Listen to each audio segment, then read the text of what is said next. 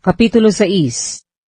At nangyari, nang magpasimula na dumami ang mga tao sa balat ng lupa, at mga kaanak ng mga babae, na nakita ng mga anak ng Diyos na magaganda ang mga anak na babae ng mga tao, at sila'y nangagsikuha ng kani-kanyang asawa sa lahat ng kanilang pinili.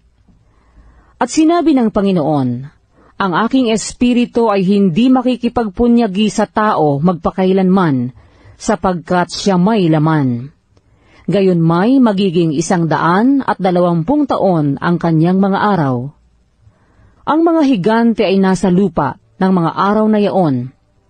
At pagkatapos din naman na makasiping ang mga anak ng Diyos sa mga anak na babae ng tao, at mga kaanak sila sa kanila.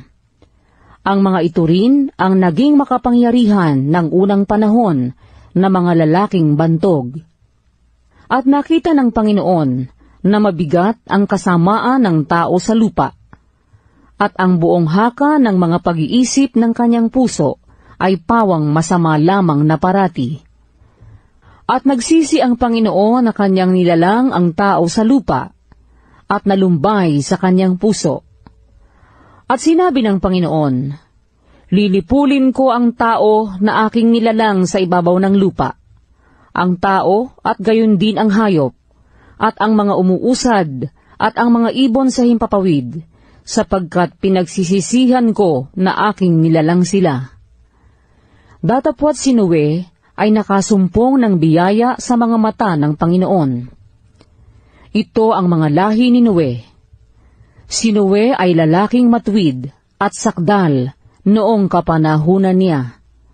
Si Noe ay lumalakad na kasama ng Diyos. At nagkaanak si Noe ng 3 lalaki, si Sem, si Cam, at si Hapet.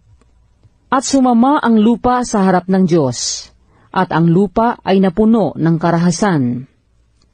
At tiningnan ng Diyos ang lupa, at narito sumama, sapagkat pinasama ng lahat ng tao ang kanilang paglakad sa ibabaw ng lupa. At sinabi ng Diyos kay Noe, ang wakas ng lahat ng tao ay dumating sa harap ko, sapagkat ang lupa ay napuno ng karahasan dahil sa kanila.